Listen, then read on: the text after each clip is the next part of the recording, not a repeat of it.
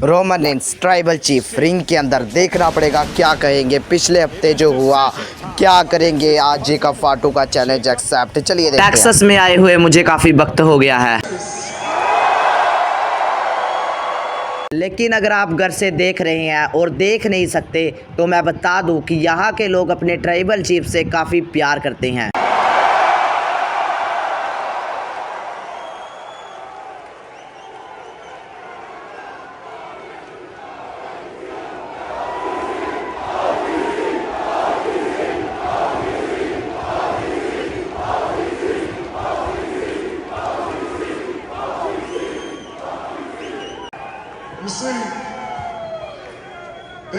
देखो, उन्होंने ये टाइटल मेरे खिलाफ बनाया था।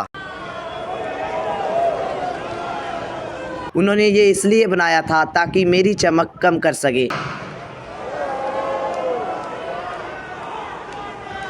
लेकिन ये कभी काम नहीं आया,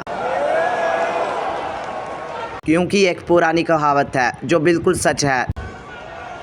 टाइटल आदमी को नहीं बनाता, आदमी टाइटल को बनाता है। जब मैंने इस टाइटल के साथ काम ख़त्म किया तो मैंने इसे मेन इवेंट में पहुंचाया।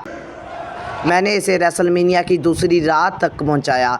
मैंने इस टाइटल को काम का बनाया। अब आप लोग इस टाइटल पर गर्व कर सकते हो, अब आप इस टाइटल की इज्जत कर सकते हो, और अब आप इस टाइटल को एक्नॉलेज करने का फैसला कर सकते हो। असल में चलो टेक्सास को एक डिमॉन्स्ट्रेशन देते हैं। टेक्सास, मुझे यकीन है। और ये क्या, जेकब फाटू का म्यूजिक। जेकब फाटू आ चुके हैं अपना हक मांगने के लिए। देखना पड़ेगा कि क्या होगा आज इनके बीच। क्या कहेंगे जेकब फाटू, क्या सोचा है जेकब फाटू ने। एक्नॉलेज करेंगे रोमन रेंस को या फिर लड़ेंगे उस टाइटल के लिए। सही वक्त पर आए हो जेकब, मैं तुम्हारा ही जिक्र कर रहा था। मैंने तुम्हें एक हफ्ता दिया, तुम्हें सोचने का वक्त दिया। मुझे यकीन है तुमने हमारे परिवार को एक करने का फ़ैसला लिया होगा, ना कि इसे बांटने का। क्या तुम शायद अपनी WWE की सपनों वाली दुनिया में फंसे हुए हो? तुम शायद ट्राइबल चीफ की ज़मीन में फंसे हुए हो।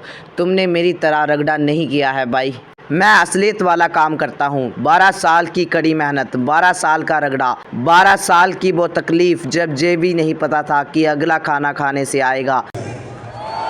तो जब तुम सब यहाँ बैठकर ब्लड लाइन चला रहे थे तब मैं कंगाल था और फ्रंट लाइन पर बैठकर मेहनत कर रहा था, ये सोचते हुए कि मैं कभी यहाँ पर पहुँच पाऊँगा या नहीं। लेकिन बात ये नहीं है कि शुरुआत कैसे हुई, बात ये है कि अंजाम क्या है। और वही अंजाम आज मुझे तुम्हारे सामने खड़ा कर रहा है। WWE से पहले तुमने मुझे कभी फ़ोन नहीं किया, तुमने मुझे कभी याद नहीं किया, लेकिन जानते हो किसने किया? सोलो ने किया। सोलो ने मुझे मौका दिया। सोलो ही वो है जिसने मुझे यहाँ तक पहुँचाया। देखो, या तो तुम पूरी तरह कंफ्यूज हो या फिर तुम मेरी सोच से कुछ ज़्यादा ही बेवकूफ़ हो। सोलो इस बिल्डिंग में एक कप कॉफ़ी भी डिलीवर नहीं करवा सकता अगर वो खुद चाहे तो। ज़रा आसपास देखो, तुम्हें क्या लगता है ये जगह कौन चलाता है? मैं झूठ नहीं बोल रहा, OTC ही यह जगह चलाता है। और हाँ, मेरा ध्यान थोड़ा भटक गया था। यहाँ चीज़ें काफ़ी हद तक उल्टी पुल्टी हो जाती हैं, लेकिन मैं तुम्हें कभी भी नहीं भूला था। असल में मैं ही वो था जिसने तुम्हारे नाम पर साइन किया था। लेकिन तुम यहाँ खड़े होकर किसी कंफ्यूज आदमी की तरह बात कर रहे हो,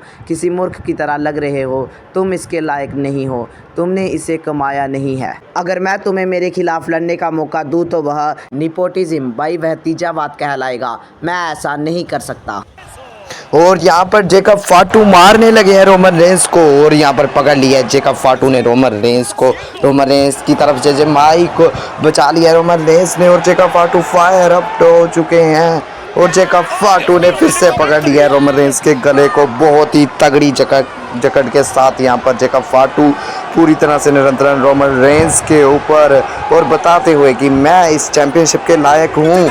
आप समझ रहे हो कि नहीं, ऊपर हूँ मैं इस चैंपियनशिप के लायक। और रोमन रेंस पूरी तरह इस समय रिंग के अंदर, और जहाँ पर जेकब फाटू जहाँ पर एक स्टेटमेंट देते हुए, मुझे तो लगता है कि अभी रोमन नहीं अपने आप को रोक पाएंगे। और जहाँ पर जेकब फाटू ने वो टाइटल अपने हाथों में ले लिया है।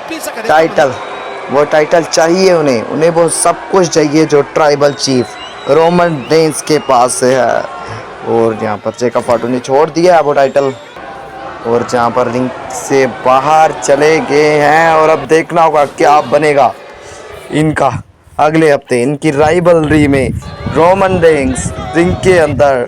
और यहाँ पर रोमन रेंस कह रहे हैं कि अगले मैं तुम्हें देखूंगा बैकलैश में क्या दिया है रोमन रेंस ने। क्या बनेगा अब इनका अगले हफ्ते, क्या बनेगा इनका बैकलैश में। सब्सक्राइब कर लीजिए देखने के लिए क्योंकि यहाँ ही मिलते हैं Hindi dub of all WWE show, so subscribe.